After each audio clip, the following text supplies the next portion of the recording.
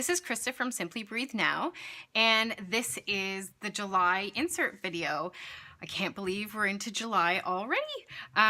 First off, before we start, I just wanted to let everyone know that this cover is from Michael's. It's under the Bible journaling section. I got it for an extremely cheap price because I got 60% off, and I think it only is $10 to start with, $10 to $12 in Canada.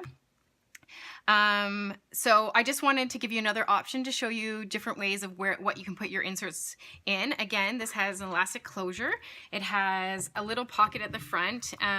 It's a little bit stiffer material than the one that I made. It has 4 elastics, so it holds 4 journals. So I have the perpetual calendar in here, the collections journal in there, then this is my June, and then my July, and at the end there's a pen holder, which is kind of nice.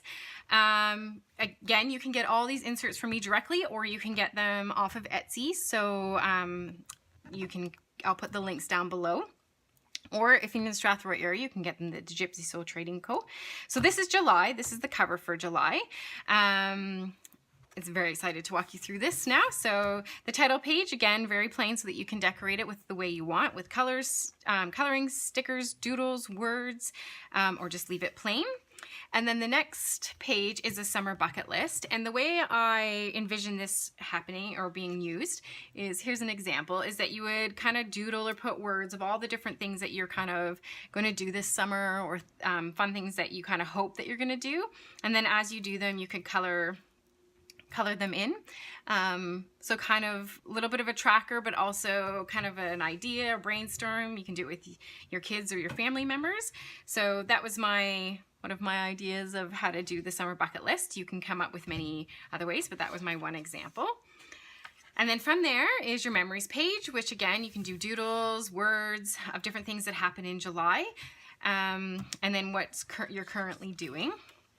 Next is the goals for this month, and again, you put your goals or your projects or whatever you're kind of working on here, and then you break them down into separate weeks so that it's achievable chunks, with the hope that you are feeling like you're progressing through your projects or your goals every month.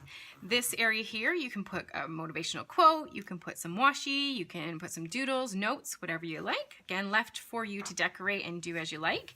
The July calendar with an area for notes. And then we have the habit tracker. So the habit tracker, the way the habit tracker works is you put your different habits that you want to track down here. You put the days of the week. So like, yeah, I don't even know what July starts on, but say it starts on a Tuesday. So you put T, W, T, F for all the days of the week up here and up here.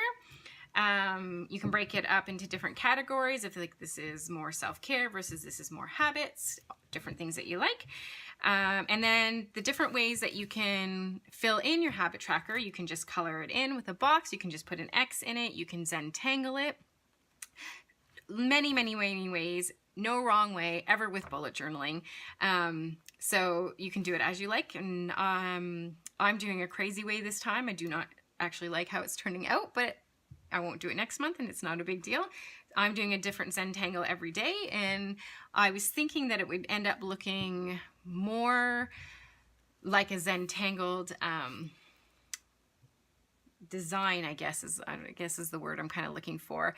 But because I've had so many blanks, it's actually not turning out that way. But you live and learn, and you move on from there. I do have a whole video on how to do a Zentangle habit tracker, so I will link it below.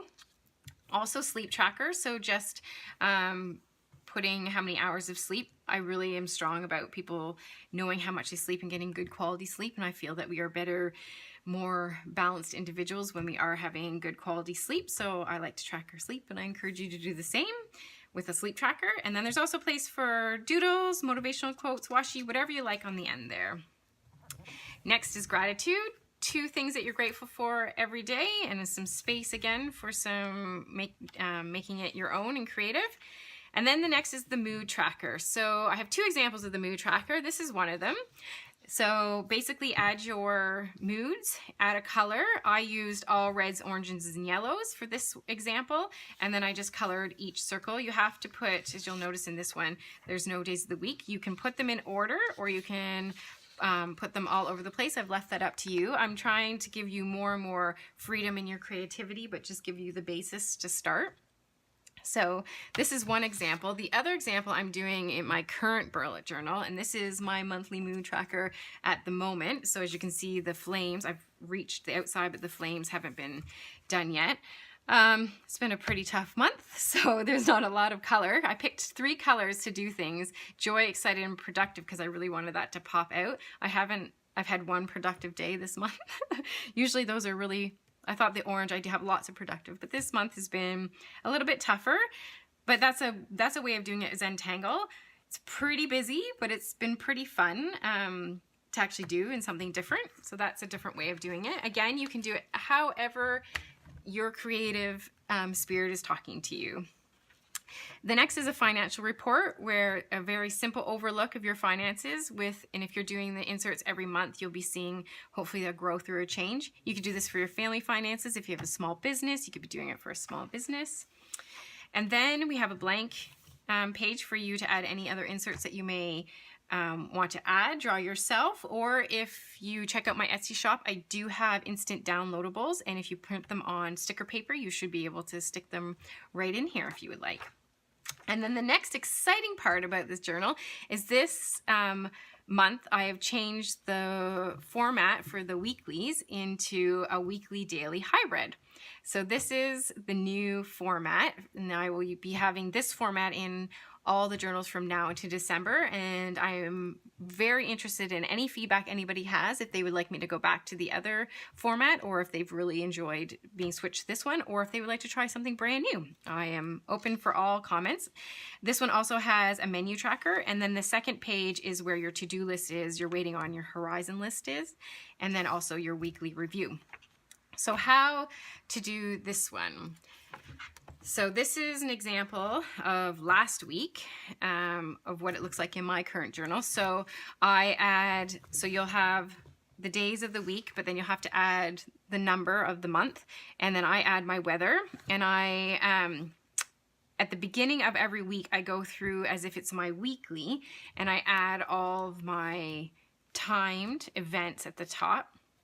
And then I go back on the day, either the morning of or the night before, and write all the things that I plan on doing that day. And then I have used this area for having the weekly and the dates, and then I have my focus of what I kind of hope to get done this week. And then I also have my menu, same as what's in this one. And then I use this area for errands of things that I like to keep my errands kind of close, because I don't necessarily have an errand day, but then I'm like, oh, I'm out near that area. That's an errand I have to do, so that's what I'll do. I also add my moon phases into my weekly, and that's how I've been using this. And I've been doing this for quite a few months now, and I really, really like it. I like that it's less pages. This Lutrum now I started it in January and we're in June. This is the longest time I've ever used had this many months in one Lutrum. So I'm enjoying this quite a lot. So that's how you can use that weekly daily hybrid now, and I'm really excited about the switch. And then you also always have your review.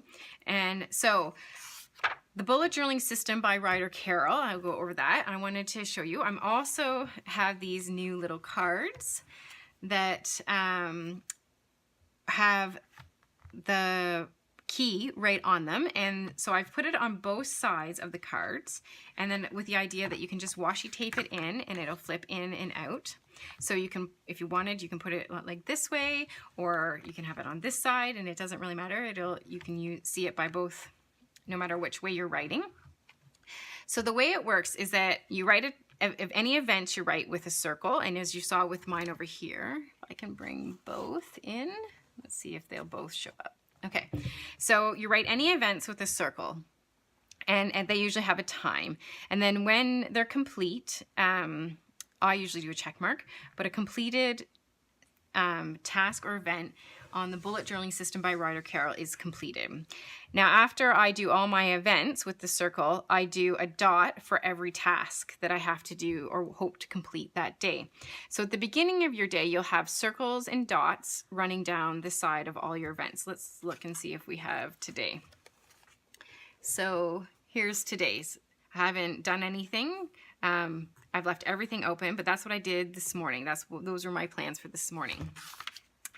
Then after that, we have, at the end of the day, I'll come and I'll put either an X, or for some reason I do a check mark for my circles. You can choose what works for you. So an X through everything that I've completed.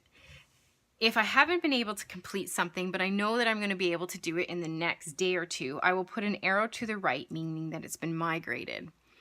If it's something that I didn't get to and I don't think I'm going to be able to do it in the next time period of my list, so if it's on a daily on my list and I don't think I'm going to be able to do it within this week, I will put an arrow to the left and it'll be rescheduled.